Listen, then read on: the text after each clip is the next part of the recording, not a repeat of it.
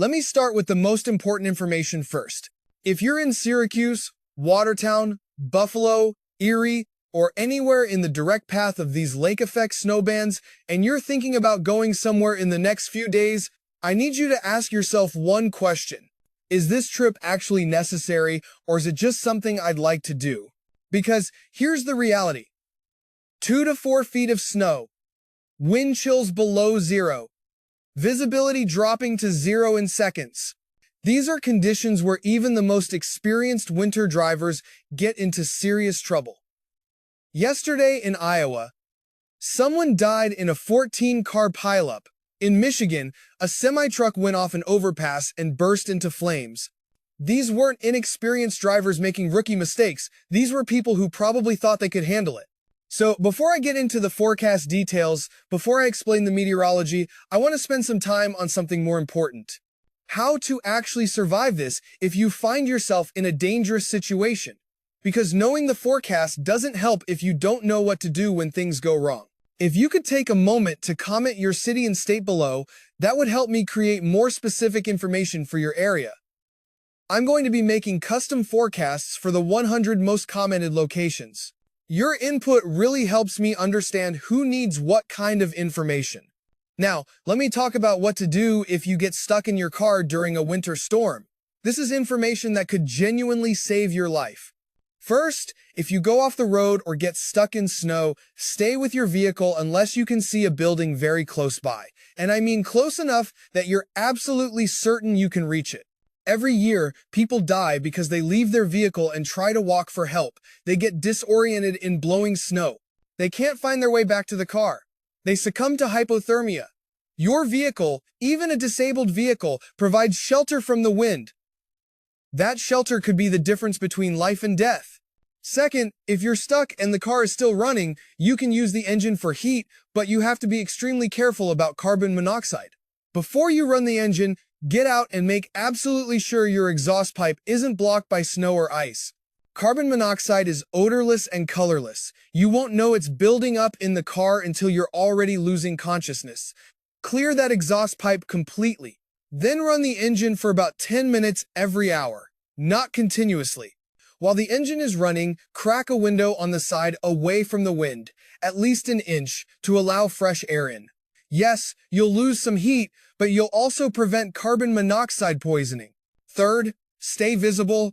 Tie a brightly colored cloth to your antenna or hang it out of a window so rescue crews can see your vehicle. If you have emergency flares or reflective triangles, use them, but only if you can place them safely. At night, turn your dome light on periodically to make your vehicle more visible. During the day, raise your hood to signal distress. Fourth, conserve your phone battery. Don't sit there scrolling social media or playing games. Use your phone to call for help, text your location to someone who knows you're traveling, and then turn it off, or put it in low power mode. If you have a car charger, use it, but remember that drains your car battery. You might need that battery to start the engine for heat.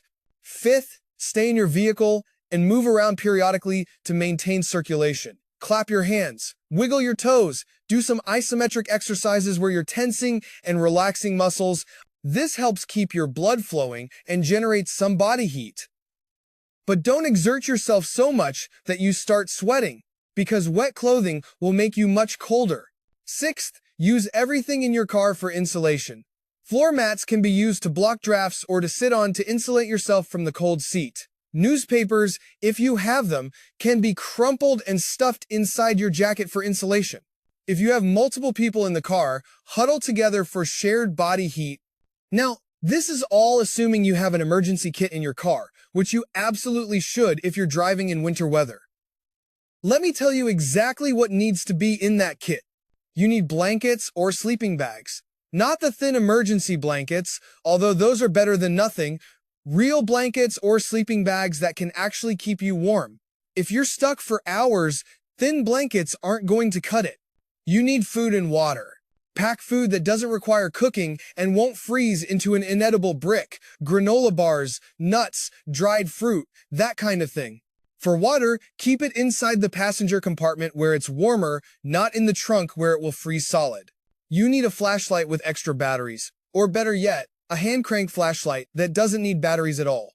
You need this for visibility and for signaling. You need a first aid kit.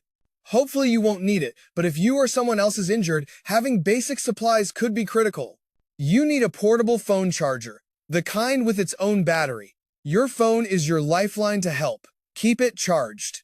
You need a shovel. A folding shovel is fine. You might be able to dig yourself out, or at least clear snow away from your exhaust pipe. You need sand or kitty litter for traction. If you're just slightly stuck, putting this under your drive wheels might give you enough grip to get moving again. You need jumper cables, because cold weather is brutal on car batteries. You need an ice scraper and snow brush. This should already be in your car, but I'm listing it because it's critical. And here's something people don't think about. You need extra clothing, a complete change of clothes, including extra socks and gloves, stored in a waterproof bag. If your clothes get wet, either from snow or sweat, having dry clothes to change into could save your life. Wet clothing in cold weather is extremely dangerous. All of this should live in your car from November through March, not in your garage, in your car, because you can't use it if it's at home and you're stuck on the highway. Now let me talk about preparing your home, because power outages are a real possibility with the high winds we're seeing. If you lose power during this storm, how are you going to stay warm? If you have a fireplace or wood stove, make sure you have plenty of firewood and that it's accessible even if there's several feet of snow. If you have a generator, test it right now to make sure it works. Make sure you have fuel for it.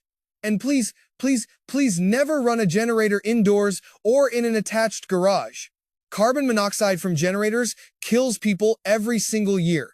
The generator needs to be at least 20 feet away from your house, outside, with nothing blocking the exhaust. If you don't have a fireplace or generator, identify the smallest room in your house that you can close off and heat with body warmth alone if necessary. Usually that's a bathroom or a bedroom. You can hang blankets over the doorway and windows to help retain heat. In an extended power outage in extreme cold, you might need to set up a camping tent inside that room for additional insulation. It sounds extreme, but it works. Make sure you have enough food that doesn't require cooking. Peanut butter, bread, canned goods that can be eaten cold, that sort of thing. Make sure you have plenty of water. If you lose power, you might also lose water. If your water system depends on electric pumps, fill your bathtub before the storm hits. That gives you water for flushing toilets and washing. Have bottled water for drinking. Make sure you have all your medications. If you take daily medications and you're running low, get them refilled now, not later. Pharmacies might be closed or inaccessible during the storm. Have batteries and flashlights. Have a battery-powered radio so you can get weather updates even if the power is out. Have a way to charge your cell phone that doesn't depend on electricity. Those portable chargers I mentioned for your car kit, have one for home too. Know where your main water shutoff valve is. If it gets cold enough inside your house, pipes can freeze and burst. Knowing how to shut off the water could prevent catastrophic flooding. Let me talk specifically about preventing pipes from freezing, because this causes millions of dollars in damage every winter. Open cabinet doors under sinks to allow warm air to circulate around pipes. Let faucets drip slightly. Moving water is much less likely to freeze than standing water. The cost of the wasted water is nothing compared to the cost of replacing burst pipes and repairing water damage. If you have pipes in an unheated area, like a garage or crawl space, consider wrapping them with insulation or heat tape before the coldest weather hits. If your pipes do freeze, do not use an open flame to thaw them. You can use a hairdryer, you can use heated towels, but not a torch or open flame. The risk of fire is too high.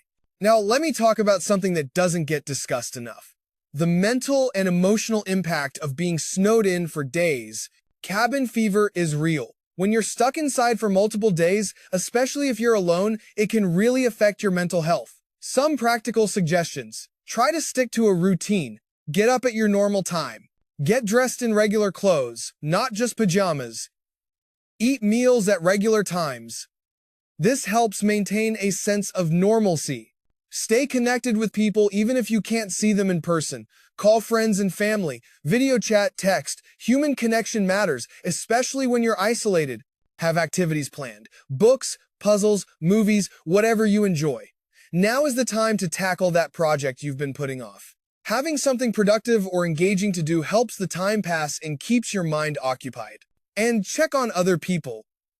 Call your elderly neighbor just to chat. Check in with friends who live alone. You'll be helping them, and honestly, you'll be helping yourself too, because connection goes both ways. Now, let me explain what's actually happening with this weather pattern, because understanding the why helps you understand the what. We have a blocking pattern set up in the upper atmosphere. There's a large area of high pressure positioned in such a way that it's preventing normal weather patterns from moving through. Think of it like a traffic jam on the highway. When one car stops, all the cars behind it have to stop too. That's what's happening with weather systems. We have low pressure stuck over Canada, spinning in place, continuously pulling Arctic air down across the Great Lakes. As that Arctic air flows across the relatively warmer lake water, it picks up enormous amounts of moisture. When that moisture-laden air hits the land on the downwind side of the lakes, it rises, cools, and dumps that moisture as snow. This is the basic lake effect mechanism, and it happens every winter to some degree. What makes this event significant is the persistence. The blocking pattern is forecast to last through at least the end of the week, possibly into early next week. That means day after day of continuous lake effect snow. That's why we're talking about feet of accumulation instead of inches. We're also seeing what's called double fetch in several locations. That's when air crosses one lake, picks up moisture, then continues across a second lake, picks up even more moisture, before finally dumping it all as snow. We're seeing this from Lake Huron to Lake Erie to Lake Ontario. We're seeing it from Lake Superior into northern Michigan. That's why those areas are getting hit so hard. The wind is a huge part of this story too. We're seeing sustained winds of 30 to 40 miles per hour with gusts up to 50, 60, even 70 miles per hour in some areas. That wind is doing two things. First, it's driving the lake effect by quickly moving cold air across the warm lake water. Second, it's creating ground blizzards where existing snow gets picked up and blown around, reducing visibility to zero even when snow isn't actively falling from the sky. The wind is also creating dangerous wind chills. Actual air temperatures are in the teens and 20s in most places, but when you factor in the wind, it feels like zero or below zero. In some locations, wind chills are reaching -10 to -20. At those temperatures, frostbite can occur on exposed skin in less than 10 minutes. This is genuinely dangerous cold, not just uncomfortable cold. Someone commented asking about the difference between this and normal winter. The answer is this is normal winter for the Great Lakes region. Lake effect happens every year, but the intensity and duration of this particular event is at the higher end of what's typical. It's not unprecedented, but it's significant. Another person asked if this is related to climate change. The honest answer is that individual weather events can't be directly attributed to climate change. Lake effect snow has been happening for as long as the Great Lakes have existed. What climate science suggests is that as the lakes stay warmer later into winter due to overall warming, lake effect could potentially become more intense when Arctic air does arrive. But this particular event is well within the range of natural variability. Someone else asked about geoengineering or weather manipulation. I understand why people ask these questions, especially when weather is severe. But what we're observing is completely consistent with well-understood atmospheric physics. We don't need to invoke anything beyond standard meteorology to explain blocking patterns or lake effect snow. Now, let me give you specific information for different areas because this is not affecting everyone equally. Syracuse, New York. You're in the direct path of lake effect off Lake Ontario. Snowfall rates are hitting 2 to 3 inches per hour in the heaviest bands. The roads are going to be constantly covered. Visibility is going to be near zero at times. Plan to stay home if at all possible. If you absolutely must go out, please have that complete emergency kit in your car that I described earlier. Watertown and the Tug Hill Plateau, you're looking at potentially 2 to 4 feet of total snow by the end of the week.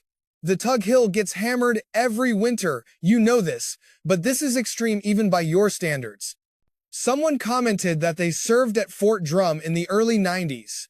If you're still there, you know exactly what this weather is like. It's brutal. Please be safe. Buffalo and areas south of Buffalo, you're getting lake effect off Lake Erie. The heaviest bands are setting up south of the city. You could see 1 to 2 feet through the week. I know Buffalo is used to snow. I know you have the infrastructure to handle it. But please don't let that familiarity make you careless. These are still dangerous conditions. Erie, Pennsylvania, you're directly in the path off Lake Erie. 18 to 30 inches is possible through Thursday. That's substantial by any measure. Someone commented that this is just winter being winter, and yeah, lake effect is normal for Erie. But 2 to 3 feet isn't just any lake effect event. Marquette, Michigan, and the Upper Peninsula, you're getting hammered off Lake Superior. The eastern half of the UP is seeing the heaviest snow. You've already had a wild week weather-wise, and now you're dealing with even more. The winds are going to be particularly strong across the UP, so in addition to the snow, you're dealing with dangerous wind chills. Detroit area, you had that terrible pileup yesterday on Interstate 75, multiple vehicles, extremely dangerous situation. You're not in the heavy lake effect zone, but you're still getting snow and very high winds. Please drive carefully if you must drive at all. For areas seeing lighter snow or just flurries, you're on the outer edges of the lake effect bands. Western Massachusetts, parts of Vermont and New Hampshire, northern New Jersey, you might see snow squalls where intense snow and near zero visibility hit suddenly and last for 15 to 30 minutes. These can cause accidents very quickly, even though the total accumulation is light. If you encounter a snow squall while driving, slow down significantly or pull off the road safely and wait for it to pass. Let me talk about what's coming after this current event, because planning ahead is important. This blocking pattern will eventually break down, probably sometime next week. When it does, we're going to see a major shift in the overall weather pattern. The jet stream is going to dip significantly along the west coast, allowing Pacific storms to move inland and track across the country. For areas that haven't seen much winter yet, Texas, Louisiana, Oklahoma, Arkansas, Tennessee, Kentucky, your turn is coming. Depending on how storms track and what the temperature profile looks like, you could see snow, ice, or even severe weather. January is setting up to be very active across the entire country. Someone from Colorado asked if Denver is going to get snow this year. Right now, the mountains are getting buried while Denver stays warm and dry. That will change when the jet stream dips. When storms start tracking over Colorado instead of staying north, Denver will get its snow. Be patient. Before I finish, I want to ask a few things that would really help. If this information was useful, please click the like button. That helps this forecast reach more people in your area who might need it. If you haven't subscribed, please consider it. I'll be posting updates as this situation evolves. Turn on notifications so you get immediate alerts if conditions change. And please share this with anyone who might need it. Information only helps if people see it. The bottom line is this. Lake effect snow continues through the week. 2 to 4 feet in the heaviest bands. Brutal, cold. Dangerous wind chills. Travel is extremely hazardous. If you're a veteran of winter weather, respect the danger even though you've seen it before. If you're new to serious winter, listen to the veterans and take their advice seriously. A major pattern change is coming next week. Stay informed, stay prepared. Most importantly, take care of each other. Check on neighbors. Help people who need it. That's what gets us through these times. God bless you all. Stay warm, stay safe, and I'll see you in the next update.